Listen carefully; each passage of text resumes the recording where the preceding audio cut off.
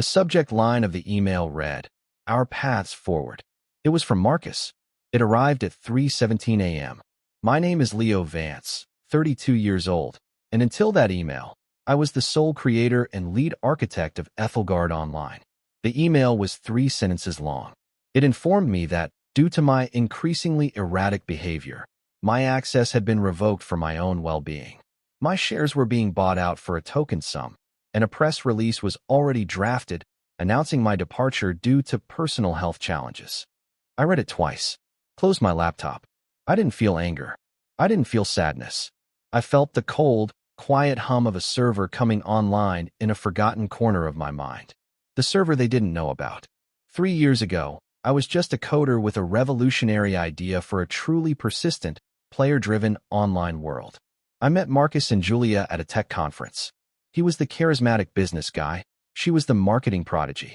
They saw the potential in my demo. I saw a path to making my dream a reality.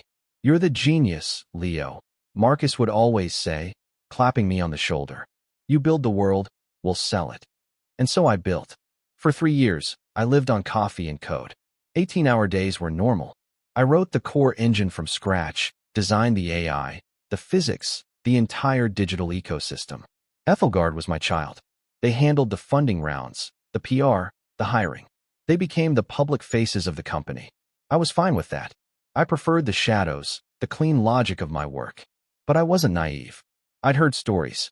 So, during the initial server setup, in the deepest, most fundamental layer of the system's architecture, I embedded a personal failsafe.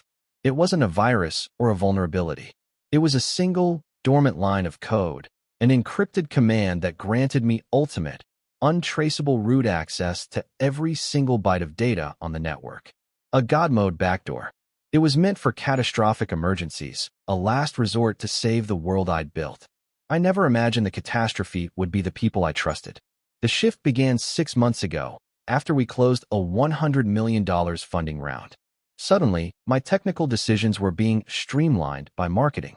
My warnings about server load were dismissed as stifling innovation. They started holding meetings I wasn't invited to. Julia once told me, "Leo, investors get scared by all the technical jargon. It's better if we just present the vision." The betrayal was executed with surgical precision. 2 weeks ago, they threw a pre-launch celebration. At the party, Marcus, feigning concern, told me I looked exhausted. "Give me your security keycard, man," he said. "Take the week off. We'll handle the final push." Doctor's orders. Like an idiot, tired and burned out, I handed it to him. That was all they needed. They cloned it, used my credentials to lock me out, and then built their narrative. The reclusive genius had finally cracked under the pressure. They thought they had scrubbed me completely. My name was removed from the code credits, my developer logs deleted, my access keys wiped. They had digitally executed me. But they missed one thing. One single, silent line of code. Now, sitting in my darkened apartment, I opened a scarred, unassuming laptop and connected to a private server I rented under a pseudonym. I typed in the activation sequence for my backdoor. The screen flickered, and then I was in. I was a ghost in my own machine. I didn't just have access. I had everything. The raw, unfiltered server logs. The internal chat servers. The financial records. It was all there. I watched their chats in real time. Marcus, is he gone? Completely. Julia, 100%. Digital footprint wiped. The unstable genius narrative is playing perfectly in the tech blogs. Marcus, good. The board just approved our bonus package. The wire transfer to the Cayman account goes through tomorrow. He'll never know. They had set up a shell corporation to siphon off a third of the company's valuation before the official launch. The launch itself was scheduled for next Friday, a massive, global, live-streamed event.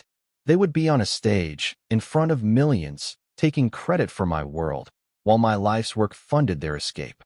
Something inside me shifted. The cold hum became a focused, powerful signal. This wasn't about revenge anymore. This was about truth. My truth, etched into the heart of the world I had built. I spent the next week not sleeping, but working. I wasn't destroying Ethelgard. That would be like burning down my own home. Instead, I was preparing a special launch day patch. A patch only I could implement. The day of the launch arrived. I watched the live stream from my apartment. Marcus and Julia were on stage, lights flashing, the crowd roaring. The giant screen behind them showed the majestic central plaza of Ethelgard, where thousands of players were gathered for the opening ceremony. "It is with immense pride," Marcus began, his voice booming, "that we, the founders of Ethelgard, welcome you to a new era of gaming." Julia smiled, wiping a fake tear from her eye. This world was built on a dream of connection, of creation, of community. As they spoke, I initiated my patch. My God mode backdoor allowed me to bypass all their security, all their controls. I wasn't triggering an alarm or a shutdown. I was activating an in-game system I had designed long ago, the system-wide Truth Edict, a feature intended to display irrefutable server-wide news, like patch notes or official events. It could not be edited, deleted, or overridden by any normal admin. On the giant screen behind them, and on the screens of millions of players worldwide, the celebratory graphics dissolved. They were replaced by a simple, black terminal window. And then, line by line, the truth began to scroll. // system truth edict / initiated by Leo Vance, original architect. // displaying unfiltered communication logs / log. Marcus_Julia. The unstable genius narrative is playing perfectly in the tech blogs. Log. Julia_Marcus. His buyout is an insult. He'll be broke in a year. // displaying unfiltered financial records // transfer_ID 8892C4B1 $33,500,000 Starlight Holdings Cayman is. Reason: Executive PRE launch bonus // displaying original core engine credits / core_engine.cpp author Leo Vance. Last modified by Leo Vance. 98.7%. AI_pathing.h. Author Leo Vance. World_render.java. Author Leo Vance. On the live stream, Marcus's smile froze. Julia's face went white. They stared at the screen behind them in horror. Technicians were scrambling, but they could do nothing. The feed was locked. The Truth Edict was designed to be absolute. The final line of my patch executed. // this world was built on a dream. My dream. Enjoy the game. LV // The terminal window vanished, replaced by the game's normal view. But the text remained, permanently burned into the textures of the central plaza's marble floor, like a giant, digital plaque. The chat logs, the financial records, my name. An immutable monument to their betrayal. The live stream cut to black. But it was too late. The internet had already exploded. Ethelgard's stolen soul, the headline screamed. #Justice for Leo Vance was trending worldwide. The federal investigation was swift.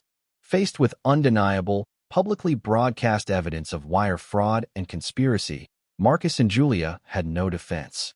Their assets were frozen, their company imploded, and they faced years in prison. The board of directors, desperate to save their investment, contacted me. They offered me everything: CEO position, majority ownership, a blank check. I accepted, but on one condition. I restructured the entire company, giving significant equity to the entire original development team, the ones who had worked alongside me. A year later, Ethelgard Online was more successful than ever, known not just for its gameplay, but for its story. The story of its creator. The plaque of truth is still there in the central plaza. Players make pilgrimages to it. It's a tourist attraction now, a reminder that in a world built of code, the truth is the one thing you can never truly delete.